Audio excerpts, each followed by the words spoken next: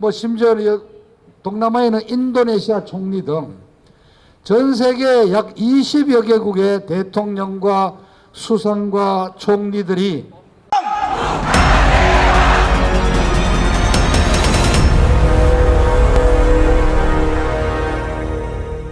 안녕하십니까 우리 애국 시민 여러분, 그리고 이 홍대 입구를 지나시는 우리 젊은 청년 여러분, 저희 오이 박사는 이승만 대통령, 박정희, 박근혜 대통령, 대한민국을 건국하고 자랑스러운 대한민국을 10대 경제 대국으로 이끈, 대한민국을 자랑스러운 대한민국을 만든 대통령을 사랑하고 기리는 모임입니다. 오늘도 여러분 좀 홍대 앞에서 저희들이 토요일마다 집회를 하고 있습니다. 어제 드디어 중국 우한 폐렴 백신이 들어와서 국민 어려진 분들부터 맞기 시작했죠. 오늘은 또 화이자 백신이 일부 공급이 돼서 또 접종이 됐습니다. 얼마 분량이 안 돼서 아마 의료진들, 의사 선생님 그리고 간호사님들부터 먼저 맞도록 하는데, 정말 그렇습니다. 작년 1년 동안 이 중국 괴질로 우리가 불안했을 때 우리 국민들의 목숨을 지켜주신 분은 사실은 이 정부가 아니고 바로 현장에서 정말 고생하신 그 의사님들과 간호사님들이 우리 국민의 생명을 지켜주신 현장에 최일선에서 뛴 천사들입니다. 걱정은 그 아스트라제네카 백신이 아직까지 여러 군데서, 여러 나라에서 이 부작용이 보고가 되고 있어서 걱정을 많이 하는데, 어제 맡으신 분, 접종하신 분들, 의료진들 아닙니까? 아무런 부작용이 없이 항체가 조속히 생성되고 해서 건강하시고 저희 국민들도 건강을 더 지켜주시기를 부탁을 드립니다. 그렇지만은 이 문재인 정권 하에서 이 백신에 관한 몇 가지 진실만큼은 밝히고 넘어가야 하겠습니다. 자, 어제 백신 접종이 어제 시작이 됐는데요. 전 세계에서 104번째 국가로 백신 접종이 있었습니다. 이른바 선진국이라는 OECD 37개국 중에서는 대한민국이 제일 꼴찌로 백신 접종이 시작됐습니다.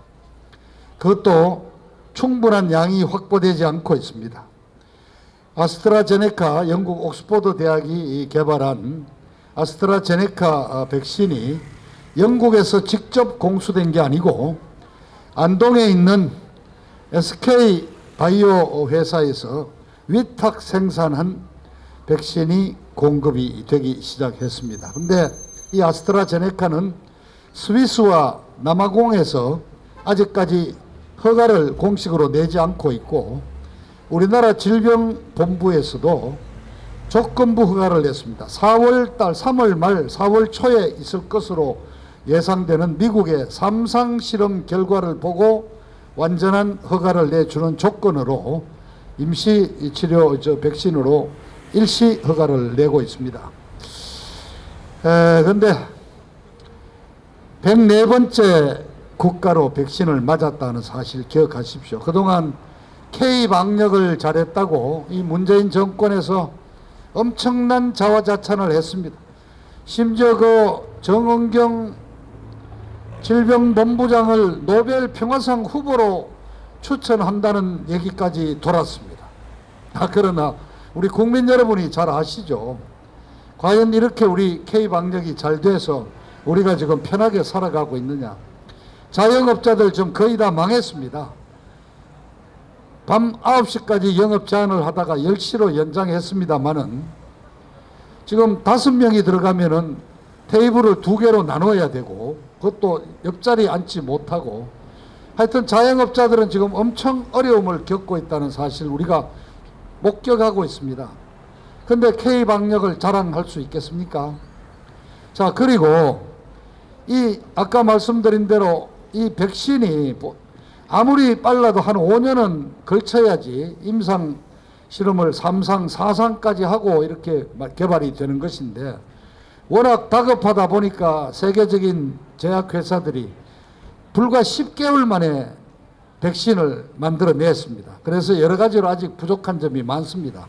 그래서 세계 각국에서 과연 이 백신에 맞아도 되느냐 불안감이 있습니다. 그렇게 해서 백신이 공급되는 나라마다 그 이스라엘 총리가 일본으로 자기가 먼저 맞았죠. 그러고 나서부터 호주 총리, 터키, 체코, 뭐 심지어 동남아에는 인도네시아 총리 등 전 세계 약 20여 개국의 대통령과 수상과 총리들이 먼저 솔선수범해서 백신을 맞으면서 국민들을 안심시키는 뭐 일종의 정치 쇼를 벌이기도 했습니다. 자, 그래서 지난주에 드디어 목소리가 터져 나왔죠. 우리도 불안한 거 왔는데 문재인이 네가 한번 먼저 맞아봐라 했더니 그 정청래라고 아마 이 지역 근방에서 국회의원하고 있죠. 정청래라는 친구가 대통령이 실험 대상이냐 이래 됐는데 그렇습니다. 바로 반박이 나왔습니다. 그러면 문재인이는 괜찮고 우리 국민이 그럼 실험 대상이냐? 문재인이는 이미 65세 이상이라서 저 뒤로 가게 돼 있잖아요. 65세 이상 접종을 유보하니까 대본에 나온 얘기가 문재인이 늦게 맞추려고 일부러 이런 거 아니냐. 자, 그런데 어제 접종이 전 세계에서 104번째로 대한민국이 백신 접종을 시작했는데 우리 저 또 문재인 이 양반 어제 또 코미디를 하나 연출했습니다. 앞서 말했듯이 이스라엘 총리를 비롯해서 20여 개국 총리 수상들이 자기 먼저 백신을 맞는 정말 쇼라고 해도 정말 감성적인 쇼를 했는데 우리 문재인이는 세계 최초로 백신 접종을 옆에서 구경하는 지도자가 됐습니다. 세계에서 최초로 백신 접종을 옆에서 구경을 했습니다. 얼마나 위대한 일을 하셨습니까? 백신 접종 구경을 했습니다. 대단합니다. 이제 쇼를 더 할 게 없으니까 이러고 있습니다. 아무튼 뭐 백신 맞고 부작용 없이 항체 생성되기를 기대하고 살아야 되겠죠. 오늘은 저는 부산 가덕도 신공항 얘기를 좀 하겠습니다. 여러분 얘기 많이 들으셨죠? 자세히는 몰라도. 자, 우선 여러분이 아시듯이 요새 해외에 나가시려면은 인천의 영종도에 만들어진 인천공항을 이용합니다. 그래서 여기서 시내에서 이렇게 공항버스를 타도 1시간 정도는 걸리긴 좀 불편하기는 해도 해외에 나가보시면은 이른바 세계 각국의 그 허브 공항에 내려서 가지고 도심까지 들어가는데 1시간 걸리지 않는 공항이 있습니까? 일본 도쿄 같은 데서는 교통 막히면은 심지어 2시간, 3시간 걸리고 뉴욕도 들어가는데 도심까지 들어가는데 한 2시간 걸립니다. 근데 이제 이 부산 경남 지역 사시는 분들이 영종도까지 올라오는 것이 좀 불편하다는 불평이 있어 가지고 역시 부산 출신인 노무현이가 2006년 연말에 느닷없이 신공항 검토 지시를 내렸습니다. 그래서 노무현은 임기 끝나갔고요. 결국 이 논의는 부산 남쪽 그 강서구 밑에 있는 가덕도라는 곳에다가 신공항을 바닷가 쪽으로 만들자 하는 부산 측의 주장과 그 바로 위에 있는 대구, 포항, 경주만 해도 아니 가덕도까지 가는 것보다는 인천 영종도 가는 게 우리는 더 편리하니까 부산 사람들만 이용할 거냐 해가지고 밀양 주변에 신공항을 건설하는 2가지 안으로 나왔습니다. 그래서 이게 논의되다가 이명박 정권 5년 동안에 둘 다 경제성이 없다는 것으로 일단 보류가 됐습니다. 저 누구를 찾습니까? 저 좀 받아달라네. 자, 쫓아가세요. 저기 우리 지원해 준 감사합니다. 예. 누가 저 음료수를 보급해 주는 것 같네요. 그래서 박근혜 대통령 정부가 출범하고 나서 이 문제를 정말 여야가 머리를 맞대고 했습니다. 그래서 내린 결론이 국제적인 전문가에게 맡기자 해서 프랑스에 세계 최고를 자랑하는 프랑스 거기 공안안전공단인가 하는 그쪽에다가 맡겨가지고 이 프랑스 전문가들이 와가지고 한 6개월 가까이 실사를 하고 16년 3월 달인가 결론을 내렸습니다. 1번이 뭐냐? 꼴찌가 뭐냐? 가덕도 공항이 가장 경제성이 없는 3등이고 2등이 밀양 주변의 공항 건설인데 그 주변에 산을 무려 11개인가 13개를 깎아내야 하는 것이 이 내륙에다가 산을 깎으면서 하는 공사는 말도 안 된다 해서 2등이 됐고 1등이 뭐냐? 현재 있는 김해공항을 바닷가 쪽으로 대거 확장해서 국제공항을 만드는 것으로 결론이 내렸습니다. 이때 여야 다 합의했습니다. 그래서 이 문재인 정권이 17년 5월에 들어선 이래로 가덕도 공항 얘기가 한 번도 나오지 않았습니다. 가덕도 공항 더 이상 얘기가 안 나왔습니다. 그런데 갑자기 왜 나왔냐? 작년 11월 달에 느닷없이 부산 출신 국회의원들을 중심으로 민주당에서 가덕도 신공항 얘기를 다시 꺼냈습니다. 어제 무려 이 가덕도 신공항 그냥 특별법을 통과시켰습니다. 그래 따지면은 불과 2달 만에 10년 동안 논의해서 결론을 내렸던 가덕도, 경제성이 없는 거로 결론 내렸던 가덕도 공항을 작년 12월 1월 2달에 가지고 지금 특별법을 만들었습니다. 가덕도 규모를 얘기하면요, 지금 민주당이 이 국민들 시선을 의식해서 8조 정도면은 가능하다고 이렇게 보고를 했지만은 실제는 이미 프랑스 실사단 때부터 나왔습니다. 28조가 최저입니다. 근데 그 바닷가에다가 파일을 바다 깊숙이 몇십 미터씩 파일을 박다 보면은 어떤 상황이 생기겠습니까? 이건 30조가 넘는 엄청난 난공사입니다.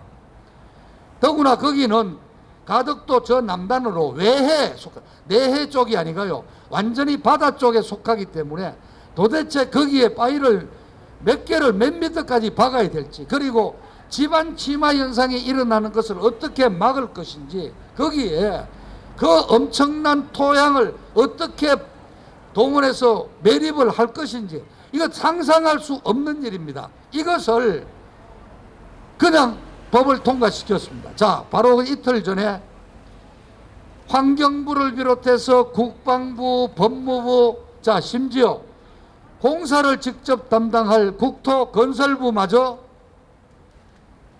공무원들이 페이퍼를 냈습니다. 가덕도 신공항에 대한 경제성 평가를 하지 않고 밀어붙이는 것은 문제가 있다. 이제 공무원들도 깨우쳤습니다. 이번에 원전 조기 폐쇄 결정에 따라서 담당 공무원 3명이 구속이 되고 당시 장관이 구속영장이 청구되는 것을 봤습니다. 문재인 정권 1년 남았습니다. 문재인이 말 듣다가는 정권 바뀌고 나서 공무원들이 대신 감옥에 갑니다. 그래서 기록을 위해서라도 우리 공무원들이 반대했습니다. 전 부처가 반대 의견을 내놓은 것을 묵살하고 어제 국회 본회의를 통과시켰습니다. 예비 타당성 검토도 없습니다. 기초 설계도 없습니다. 환경 영향평가 단 한 번도 해본 적 없습니다. 이거 아무리 그래도 이렇게 밀어붙이는 게 있습니까? 여러분, 자, 여러분, 가덕도 신공항 얘기가 왜 나온지 아시죠? 4월 7일 있는 부산 보궐선거를 의식해서 그렇습니다. 민주당 후보를 당선시키고 싶어서 부산 시민들에게 큰 선물을 하나 앵겨야 되겠다 해서 부산 시민들이 바라는 가덕도 그냥 선물을 앵겼습니다. 그런데 이 규모가 너무 큽니다. 자, 좌파 운동권에서 이명박 정부 시대에 4대강 사업을 그렇게 공격을 했는데 4대강 사업 전체 규모가 22조에 불과했습니다. 자, 이건 30조짜리 대규모 국책 사업입니다. 앞으로 공사 기간이 짧아도 6, 7년 과연 건설이 될지도 말까 하는 가덕도 공항을 밀어붙였습니다. 자, 이낙연 민주당 대표가 어제 뭐라고 그랬습니까? 국회가 법을 제정하면은 정부는 무조건 따라와야 되는 거다. 끝났습니다. 자, 이게 입법 독재가 아니고 뭡니까? 그래, 입법을 하더라도 입법에 절차가 있는데 그 절차를 다 무시하고 이렇게 막 그냥 법안을 만들어내도 되는 겁니까? 30조라는 돈이 어디서 인쇄소에서 막 찍어낼 수 있는 겁니까? 다시 한번 말씀드립니다. 여기 다니시는 젊은 분들, 여러분들 직장에 취직하신 분들, 여러분이 내는 다달이 월급에 붙어있는 각종 근로소득세가 바로 가덕도 신공항으로 그대로 곧방 갑니다. 여러분들이 내는 세금으로 건설되는 국책사업이 예비타당성 조사, 경제성 조사, 환경영향평가 아무것도 거치지 않고 민주당이 원하는 대로 찍어내는 이런 법이 어디 있습니까? 자, 그러면 4월 7일 보궐선거가 왜 생겼는지도 아시죠? 그렇습니다. 바로 오거돈 부산시장, 그 늙은 자가 본래부터 손버릇이 나쁜 거로 유명했습니다마는 부산 시민들이 쉬쉬하고 넘어갔죠. 자기 딸보다도 더 어린 여직원 회식 때마다 옆자리에 앉혀놓고 그 손으로 그냥 성추행을 해가지고 바로 그 때문에 된 거 아닙니까?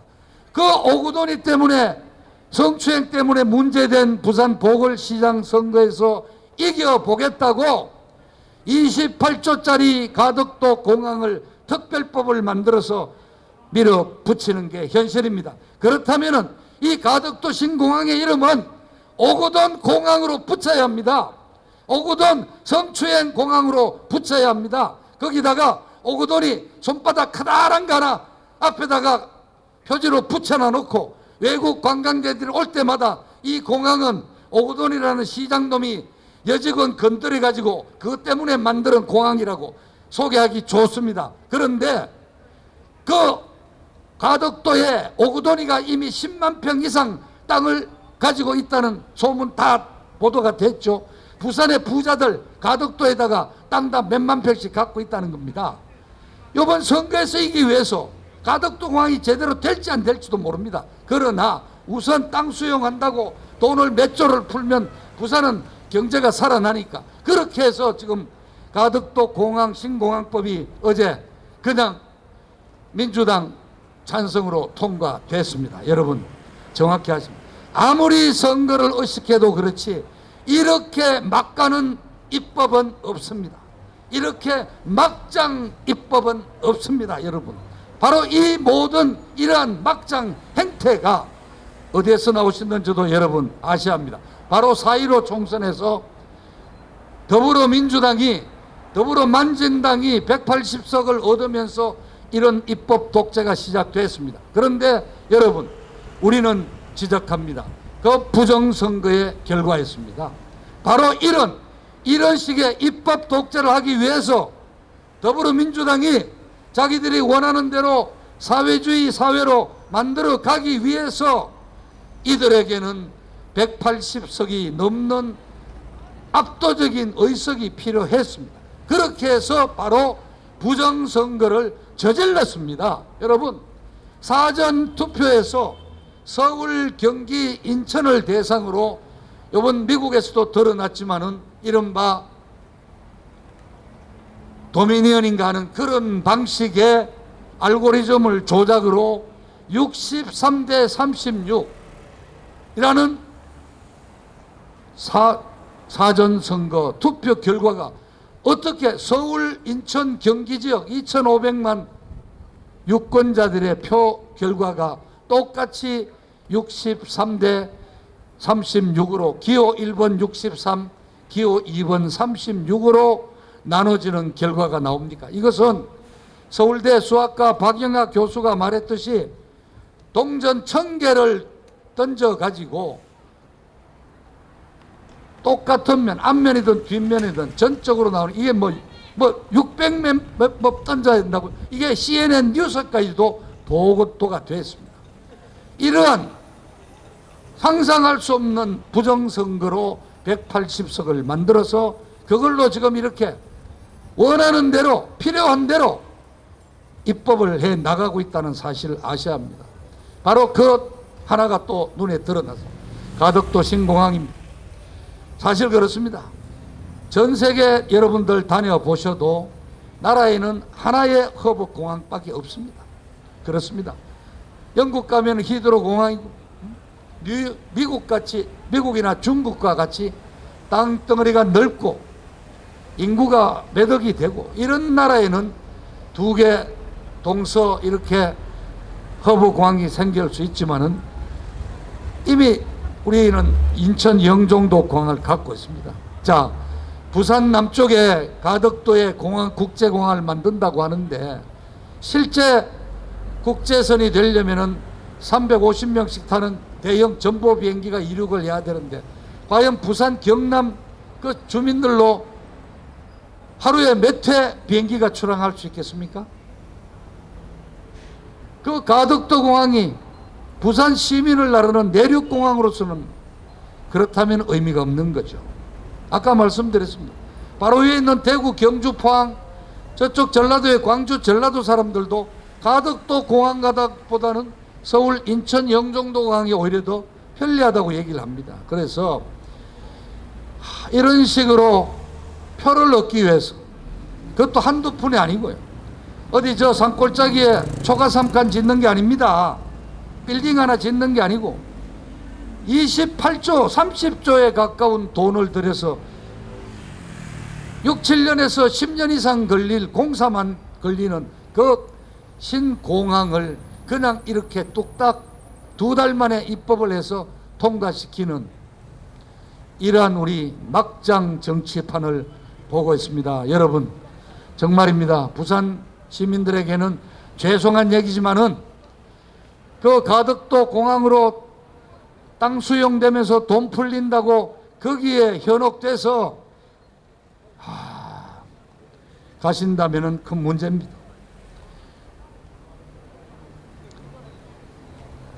자, 여러분 3.1절이 내일 모레로 다가왔습니다. 3.1절 또 나오셔야 합니다. 근데 우리는 우리 박근혜 대통령님의 무죄 석방을 주장하는 단체입니다. 우리 박근혜 대통령님 1월 14일에 형이 확정이 됐습니다. 그리고 벌금 징역 22년에 벌금 180억에 추징금 35억을 선고받았습니다. 그런데 이 벌금과 추징금은 현행 법 절차에 따르면 30일 이내에 납부하도록 되어 있습니다. 돈이 어디 있습니까? 지난 22일자로 납부 기간이 지났답니다. 그렇게 해서 지금 법무부에서 박 대통령의 재산을 압류해서 벌금과 추징금으로 압류 절차에 들어간다고 그럽니다. 자, 박근혜 대통령 내곡동에 주택 하나 있습니다. 그리고 뭐 예금 좀 있고 보험 들은 거 있고 뭐 채권 들은 거 있고 이렇게 했죠. 자, 이거 다 가져가겠다는 겁니다. 이제 22년 사실상 연세를 감안하면은 종신형에도 모자라서 이제 재산까지도 홀랑 뺏겨서 쉽게 말하면 시쳇말로 알거지 만들어 갖고 이제 탄압하겠다는 겁니다. 여러분 동의하십니까? 납득이 가십니까? 자, 4년간에 걸친 그 정말 아주 가혹한 수사와 재판을 통해서 단돈 한 푼의 뇌물도 받지 않았다는 사실이 드러났지 않습니까? 역설적으로 박근혜 대통령이 청렴한 대통령이었다는 사실은 이 문재인 좌파 정부의 김명수 좌파 대법원장 있는 대한민국 이 좌파 법원이 입증을 해줬습니다. 자, 마침 얘기 나왔으니까 안민석이라고 저 운동선수 하던 놈, 국회의원 해먹고 있는 놈, 그 놈이 박근혜 대통령 탄핵하는 시절에 뭐라고 그랬습니까? 저기 최순실 아줌마가 유럽에 독일에 300조를 꼽을 쳐놨다. 그러다가 한 수 더 떠가지고 이번 기회에 스위스 은행에 맡겨놓은 박정희 대통령의 비자금, 당시 시가로 9조 원이고 지금 시가로는 이 400조가 된다고 박정희 대통령 비자금 찾으러 간다고 독일 들락거렸는데 나왔습니까 여러분? 박정희 대통령 돌아가신 지가 언제입니까? 지금 벌써 40여 년이 지났는데 아직도 비자금 못 찾았습니까? 우리 좌빨 여러분들, 없으니까 못 찾는 건데요. 400조가 스위스은행에 있다는데 왜 그거 못 찾아오시죠? 찾아오시지. 자, 이렇게 악랄한 자들이 박근혜 대통령 내곡동 주택 압류해서 팔아먹겠다고 그럽니다. 근데 여러분 유튜브를 보시는 우리 애국 동지 여러분들도 제가 서초동에서 이 얘기를 하고 내려오니까요, 그 나와 계시던 우리 주로 여성 동지들이 찾아오셔서, 자, 우리 애국 동지들이 지금부터 10만 원씩 모금운동해서 200억 만들어서 납부하자는 거예요. 세 분이 찾아오죠. 그래서 내가 큰일 날 소리 하십니다 여러분. 제가 그 생각을 했지만은요, 우선 박근혜 대통령의 뜻을 이것은 오히려 어긋나는 길입니다. 박근혜 대통령은 무죄를 주장하고 이 판결을 아예 인정하지 않고 있지 않습니까? 그런데 우리가 돈을 걷어가지고 벌금을 내주면은 이거는 죄를 우리가 인정하는 꼴이 되지 않습니까? 박근혜 대통령 뜻이 아닌, 물론 이 벌금을 납부하지 못하면은 노역형의 차이 안에서 일을 시킵니다. 그래서 일당을 주는데 맥시멈 3년입니다. 대통령 지금 벌금 낼 돈이 없습니다. 결국 우리 박근혜 대통령에게 감옥살이 3년을 더 시킬 수 있는 또 판결을 만들어내는 겁니다. 25년이 이제 징역 살려야 됩니다. 자, 그래서 제가 말씀했습니다. 그래서 대통령 뜻이 아니겠죠. 이해하시겠습니까? 이해했대. 그럼 어떻게 하느냐? 대통령 재산이라고는 아까 말씀드린 내곡동 주택밖에 없으니까 저것을 압류해 가지고 결국 공매에 붙인다. 경매에 나올 때 우리가 돈 걷어 가지고 그 집을 우리가 사자. 우리 애국 동지들 이름으로 경매 나온 박근혜 대통령 집을 사가지고 기다리고 있다가 대통령이 나오시면은 다시 돌려드리는 거. 그 방법이 있지 않습니까? 맞다는 거예요. 이해하셨습니까? 저 벌금 200억 못 내가 또 징역, 노역, 일까지 가면서 3년 더 살아야 되는데 안타까워하지 마시고 나름대로 제가 하나의 해법을 드렸습니다. 근데 자, 우리 젊은 청년분들, 지난주에 제가 말씀드린 내용인데요. 자, 이재용 부회장, 옥중에 있는 삼성그룹 이재용 부회장 취업 제한시킨답니다. 지난주에 말씀드렸듯이 형이 확정됐기 때문에 취업 제한을 시켜서 부회장 자리를 내놓으라고 통보를 했는데 바로 며칠 전에 아시아나 그룹이 지금 파산한 상태인데 거기 박창구 전 회장의 재판에서 바로 그 취업 제한 문제가 나왔는데 법원의 판결문이 이렇습니다. 형이 확정되는 바로 그때부터 취업 제한이 발효가 된다. 그러니까 이재용 삼성 부회장은 이제 옥중에서 부회장 자리를 내놔야 됩니다. 미리 알고 그동안 이재용 부회장은 월급을 받지 않았습니다. 보수를 받지 않았기 때문에 취업이 아니었습니다. 그냥 명예적인 부회장이라는 이름만 갖고 대주주로서의 권리로 경영에 대한 자문과 지시를 내릴 수 있었습니다. 그런데 보수가 없는 명예적인 부회장 자리를 가지고 취업으로 인정해서 이제 옥중 경영을 할 수 없도록 제한을 하겠다고 합니다. 여러분, 납득하십니까? 지금 삼성이 이뻐서가 아니라 삼성전자, 삼성그룹이 갖고 있는 대한민국 경제에 미치는 위치라든가 삼성전자의 그 기술이라든가 대한민국의 자랑 아닙니까 여러분? 삼성전자에 근무하는 20만 명의 그 엔지니어들, 세계 최고의 전자 엔지니어들입니다. 그분들이 마음대로 활동하고 세계를 누빌 수 있도록 우리가 도와줘야 되지 않습니까? 자, 과연 총수가 없이, 물론 삼성의 경영자들이, 전문 경영자들이 똑똑하다고 하지만은 총수가 없이 삼성이 잘 굴러간다고 여러분들 확신합니까? 확신 저는 못합니다. 이미 작년 연말에 이쪽이 날치기 강제로 통과시킨 기업 3법에 따르면요, 대한민국의 기업의 대주주들은 주식이 얼마를 갖고 있건 의결권을 3%만 인정하게 되어 있습니다. 여러분, 중국 화웨이가 중국 그 정부의 공산당의 자금을 동원해서 삼성전자 주식을 몇 프로만 사면은, 그냥 똑같은 3% 이상만 사면은 이재용 회장과 똑같은 의결권을 행사할 수 있습니다. 이런 것은 상도의에 의해서 하지 않았을 뿐이지, 지금 궁지에 몰린 화웨이가 삼성전자의 주식을 사가지고 의결권 행사를 안 한다는 보장을 누가 할 수 있습니까? 이 정부가 삼성을 지금 압박하는 이유가 어디에 있냐 말입니다. 여러 가지 추로가 있습니다만은 중국의 화웨이를 비롯한 중국 선자산업을 도와주기 위해서 의도적으로 지금 삼성을 압박하는 거 아니냐, 극단적으로는 삼성 해체를 주장하는 것이 아니냐. 그렇습니다. 삼성그룹의 부회장으로 있는 이재용가 예뻐서가 아닙니다. 대한민국 경제를 위해서 여러분들 한 번 더 관심을 가져주시기를 부탁을 드립니다. 대한민국이 자본주의 사회고 시장 경제를 신봉하는 체제입니다. 그러나 이 문재인 지난 4년 동안에 국회 여러 가지 법을 통해서 헌법 개정이 없이 이미 사회주의로 대한민국이 바뀌었습니다. 자, 미국의 바이든 행정부가 출범했습니다. 바이든 행정부가 출범했는데 바로 며칠 전에 아시아, 인도, 태평양 지역 안보를 논하는 쿼드 회의가 열렸습니다.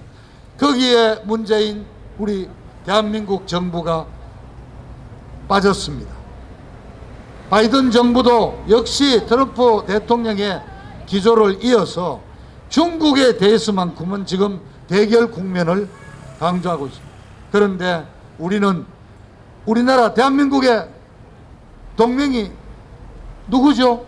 여러분, 미국이죠, 분명히. 여러분 동의하시죠? 그럼 대한민국의 주적은 누구입니까? 대한민국의 주적은 북계입니다. 북계 김정은입니다. 헌법 4조에 명시가 되어 있습니다. 그런데 한미 동맹군이, 주한미군이 28,000명의 병책에 근무하고 주둔하고 있음에도 불구하고 지난 4년 동안 군사훈련다운 합동 군사훈련을 단 한 번도 못했습니다. 이 문제에 대해서 연도 기자회견에 질문이 나왔을 때 문재인의 답변이 뭡니까? 북한하고 협의해서 결정하겠다. 어떻게 주적을 대상으로 한 한미 군사 방어훈련을 주적인 북한에 물어보고 결정을 합니까? 이게 지금 정신이 나간 짓 아니에요? 그런데 국방장관이라는 자도 똑같이 북한과 협의해서 한미 군사 동맹 훈련 여부를 결정하겠다. 이거 완전히 본말이 바뀌었습니다. 우리를 지켜주는 미국과 합동 군사 훈련을 하는데 왜 그거를 우리의 적인 북한에 가서 물어보고 허락을 받아오겠다고 그럽니까? 여러분, 젊은 분들, 우리 여러분들은 자유를 너무 타고나면서부터 누리니까 자유의 소중함을 잘 모를 수도 있습니다. 인식하십시오. 지금 남북 대치 상태는 계속되고 있고 어마어마한 핵무기가 북한에서는 최소한 50개 이상이 만들어져 있습니다. 평택에 있는 28,000명 주한미군이 북한의 남침을 막아주는 안전핀으로서 장치하고 있습니다. 우리는 미국과 동맹을 강화해야 됩니다. 문재인 정부 한미동맹을 계속 파탄나게 만들고 중국과 친해지고 있습니다. 친중 반미로 나가고 있습니다. 그래서 바이든 행정부가 최초로 연 인도 태평양 지역 안보회의 쿼드 회의에 우리 정부는 초청을 받지 못했다는 사실을 기억하셔야 합니다. 문재인은 이제 더 이상 욕하지 않겠습니다. 이제 문재인은 힘이 빠졌습니다. 아까 말씀드렸듯이 가덕도 신공항에 거의 전 부처가 반대 의견을 냈습니다. 이제 문재인이 네 말대로 따라하다가 정권 바뀌고 나서 우리가 대신 감옥에 가는 거 왜 하겠냐? 공무원들이 깨어났습니다. 문제는 이제 끝났습니다.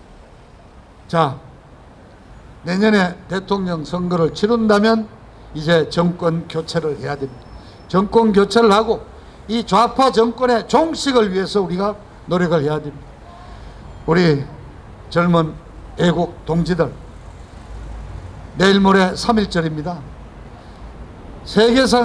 사상에 세계적으로도 유례를 찾을 수 없는, 정말 그 당시로서는 최첨단의 자유민주 공화국 개념을 부러지렸던 3.1 독립만세운동 102주년입니다. 지금 정부는 이 코로나 방역을 이유로 해서 광화문 시청 중심으로 종로 일대의 모든 집회를 불허했습니다. 그러나 우리 애국 시민단체들이 이른바 9인 집회의 룰을 지키면서 곳곳에서 집회를 준비하고 있습니다. 을지로에서, 남대문 앞에서, 저기 한국은행 앞에서, 보신각 옆에서 3.1절 공휴일 젊은 분들 도심으로 나와 주십시오. 나오셔서 1인 집회 형태로 피켓을 들고 문재인 정권의 반대 의사를 분명히 밝혀주십시오. 그렇게 해서 문재인 너 잘못 가고 있다. 너 지금까지 거짓말만 하고 있다. 거짓말 정부다. 가덕도 신공항은 정말 이건 막장 입법이다. 원전 폐쇄는 잘못된 것이다.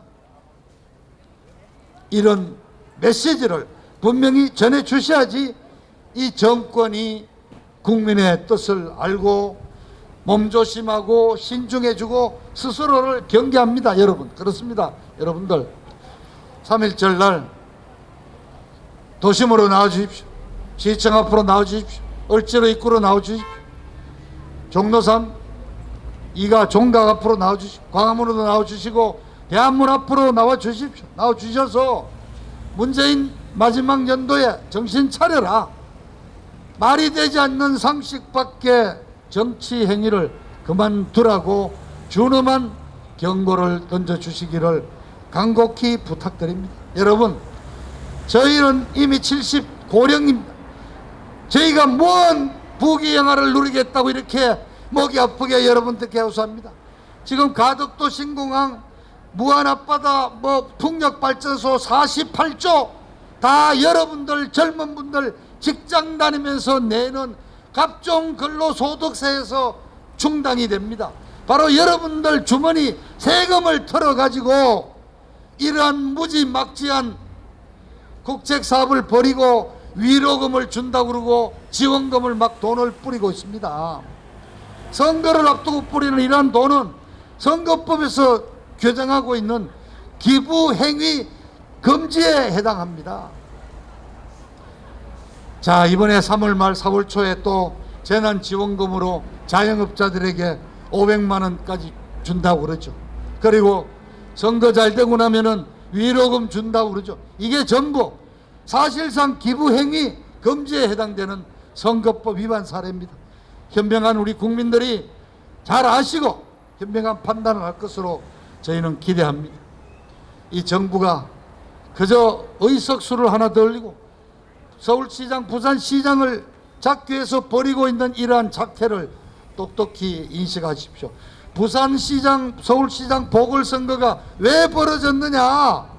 박원순이, 오구돈이, 이 늙은 자들이 딸보다도 더 어린 여직원들을 성추행해서 벌어지는 보궐선거고, 선거 비용만 서울이 570억, 부산이 250억에서 무려 820억의 선거 경비가 세금으로 충당이 됩니다. 여러분, 제가 정확한 숫자를 다시 파악했습니다. 그래서 825억, 830억의 선거 경비로만 들어갑니다. 그러면 이거는 더불어민주당에게 우리가 구상권 청구해서 받아내야 되는 거 아닙니까? 더불어민주당 출신 오거돈 시장, 박원순 시장이 비리를 저질러서 이렇게 선거를 치르게 되고 선거 경비가 825억이나 들어가면은 그 선거 경비는 더불어민주당의 구상권을 청구해서 받아내야 한다는 사실을 분명히 밝힙니다. 자, 여러분, 즐거운 주말 휴가 연휴 보내시기를 빕니다. 오늘 저는 이 정도로 마치도록 하겠습니다. 자, 여러분, 자, 3.1절에 도심에서 다시 한번 뵐 수 있기를 기대하겠습니다. 자, 감사합니다. 네. 네, 우리 좋은 연설해 주신 곽상문 전 우리 의원님께 큰 박수 부탁드리겠습니다. 박수!